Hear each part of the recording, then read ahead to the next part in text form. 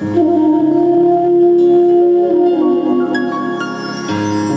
बघा मी बघा सकाळी बोलवणार की संतांना काहीही असाध्य नसतं. संतांजवळ गेल्यानंतर किंवा संतांचं झाल्यानंतर किंवा सगळा भार संतांवरती सोपवल्यानंतर आणि त्या दिवशी मी संगत बोलून गेलो की कोणाची संगत केली तर काय होणार. बघा तुम्हाला एक प्रश्न विचारू का. एक लोखंडाचा खिळा आहे आणि एक लाकडाची पाटी आहे छोटीशी. तुमच्या समोर जर ठेवली तुम्ही काय उचलाल? लाकूड उचलाल का खिळा उचलाल?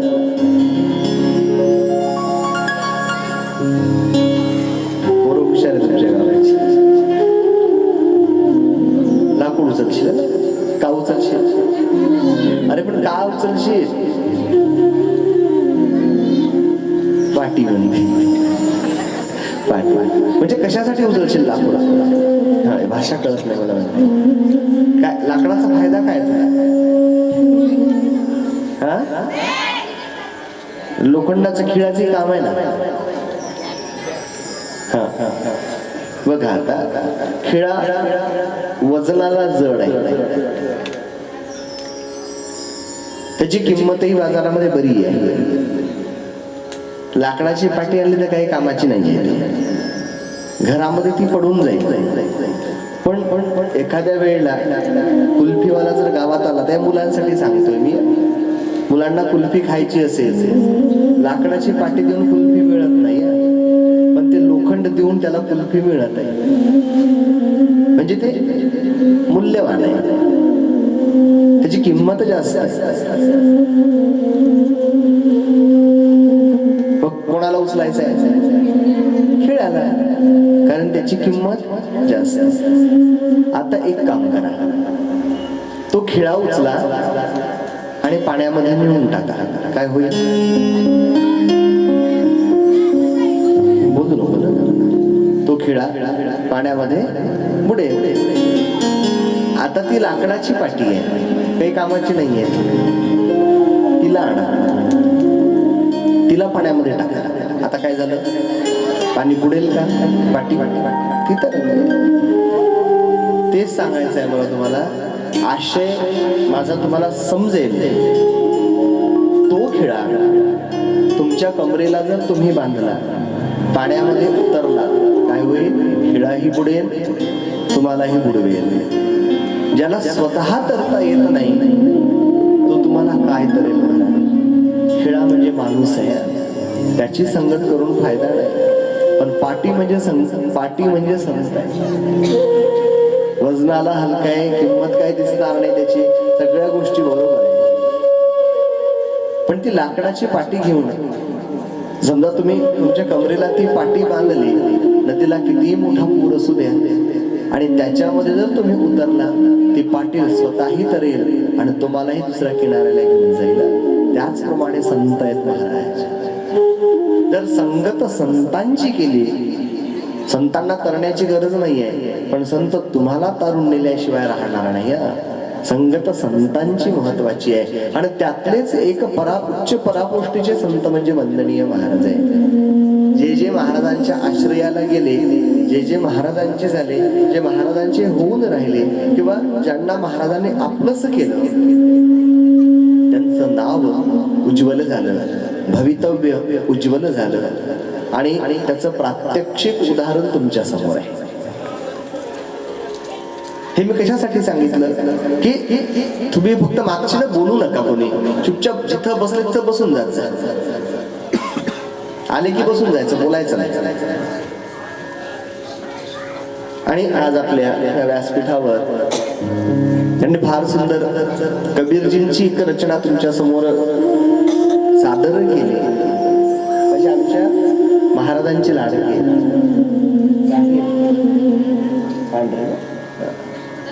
कुमार साहिल पांढरे, मला वाटतं मोजरीलाच राहिलं, आता नाही, आधी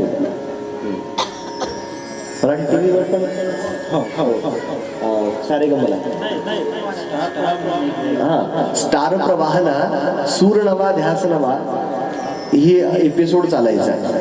त्या एपिसोड मध्ये यांचं सादरीकरण व्हायचं. तुम्ही बघितलं असेल टीव्हीला. आणि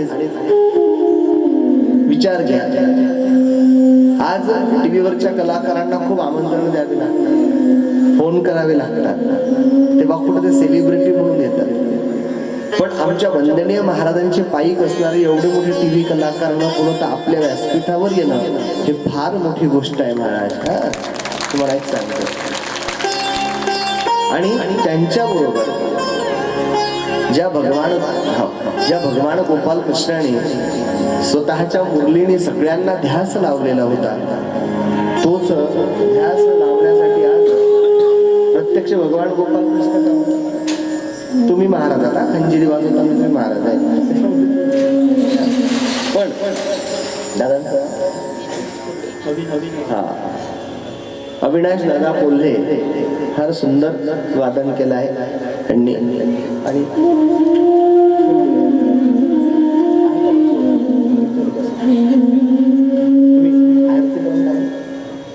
आरतीपर्यंत आहे ना? हो. चला दोघांसाठी जोरदार टाळ्या होत आहेत. आता हे दोघांसाठी टाळ्या झाल्या. आता 4 दिवसापासून जे माझे आहे ते माझेच आहे असं काही नाही. जे माझे आहे, जे आज काही व्यासपीठावर आहे, काही व्यासपीठाच्या खाली आहे, एकदा त्यांच्यासाठी जोरदार टाळ्या होत्या. जोरदार झाल्या पाहिजे. त्याच्यानंतर आता एकदा माझ्यासाठी वाजवा. आता एक काम करा, तुमच्यासाठी वाजवा. फरक पडला का? स्वतःसाठी वाजवा म्हणून जोरानं वाजवा, माझ्यासाठी वाजवा म्हणून हळू वाजल्या का? आणि परत एक दुसरी महत्वाची गोष्ट आमच्या अभयदानासाठी राहिले.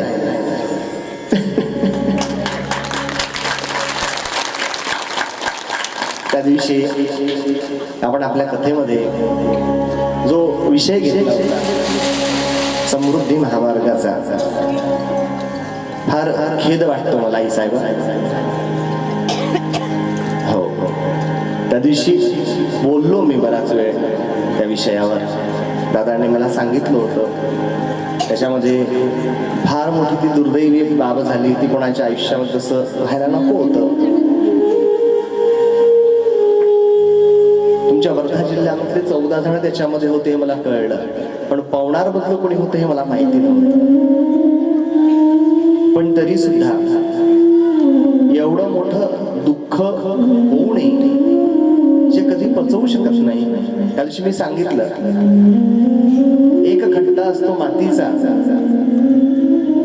त्याला बुजवणं शक्य होईल महाराज. गेलेला पैसाही प्राप्त होऊ शकेल, गेलेलं यश, गेलेली कीर्ती हे सुद्धा आपण परत मिळवू शकतो.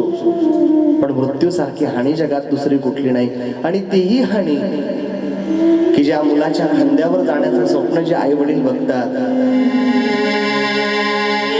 18-20 वर्ष हाताच्या फोडाप्रमाणे जपावं, पण असा एखादा हिरा, असं एखादं रत्न ज्या आई वडिलांच्या आयुष्यामधून अचानक निघून जातं महाराज, त्या आई वडिलांचं दुःख फक्त तेच जाणू शकतात. जावे त्याच्या वंशा तेव्हा त्या दिवशी मी सांगितलं. काही लोक असे बोलतात, एखादं जर कोणा राहिलं तर कमीत कमी आधार असतो. नाही बाबा, एक राहिला तरी तीच तळमळ असते, दुसरा राहिला तरी तीच तळमळ आहे, 4 असले ना तरी तीच तळमळ आहे. आणि त्या दिवशी मी बोललो की तुम्हाला, लेकुराचे हित वाहे माऊलीचे चित्त, कैसी कळबळ्याची जाती करी लाभ भावे न प्रीती. कुठला लाभ न ठेवता, कुठला लोभ न ठेवता, जे आपल्या आई मुलांवर प्रेम करत राहतात, तो आधार म्हणजे आई वडील असतो. एक सांगू तुम्हाला, शास्त्रानं आईची थोरवी खूप गायली. आई आईचे उपकार जेवढे म्हणावे तेवढे कमी आहे आपल्यासाठी. जगामध्ये सगळ्या गोष्टी मिळू शकतील तुम्हाला. काही काही गोष्टी अशा आहे ज्या पैशाने विकत घेता येतात. पैशानं अन्न विकत घेता येईल, धान्य विकत घेता येईल, पण पैशानं भूक कधी विकत घेता येत नाही. पैशानं पाणी विकत घेता येत,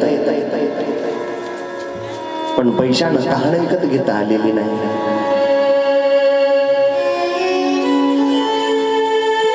कदाचित पैशानं पुस्तक विकत घेता येतात, पण त्या पुस्तकाचं ज्ञान विकत घेता येत नाही, ते उपजत असावं लागतं. त्याचप्रमाणे एखाद्या वेळेला पैशानं आई वडीलही विकत घेता येईल. मी असं म्हणणार नाही, आजकाल सगळं तंत्रज्ञान निघालंय. आई वडीलही पैशानं विकत घेता येतात, पण त्या आई वडिलांची माया विकत घेता येत नाही.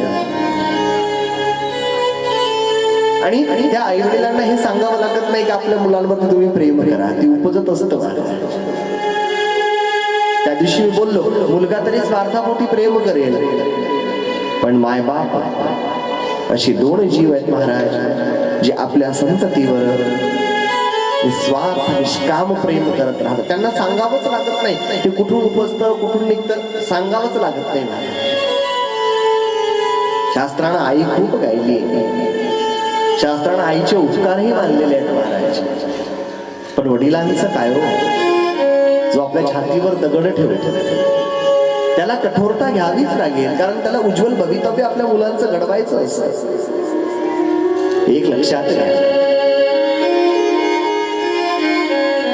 फक्त आईला चार चौघामध्ये रडून दुःख व्यक्त करता येत असतं, बापाला ते करता येत नाही. का करता येत नाही? कारण त्याला माहिती आहे, मी जर रडलो तर माझ्या मागे एवढा मोठा परिवार आहे, एवढा मोठा व्याप आहे, आणि मी जर असा खचून गेलो तर ते कोणाकडे पाहतील ही समजूतदारी त्या पित्यामध्ये असते.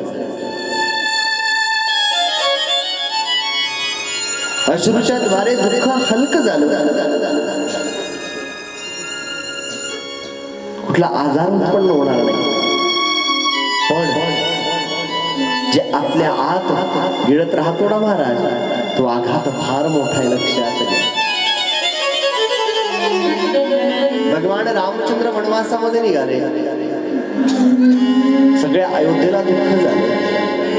माता कौसल्या, सुमित्रा, जितके काही प्रजाजन आहे सगळ्यांना दुःख झालं महाराज. पण एका रामासाठी आपल्या प्राणाचं बलिदान देणारे राजा दशरथ एक वडील होते, हे विसरून चालणार नाही आम्हाला.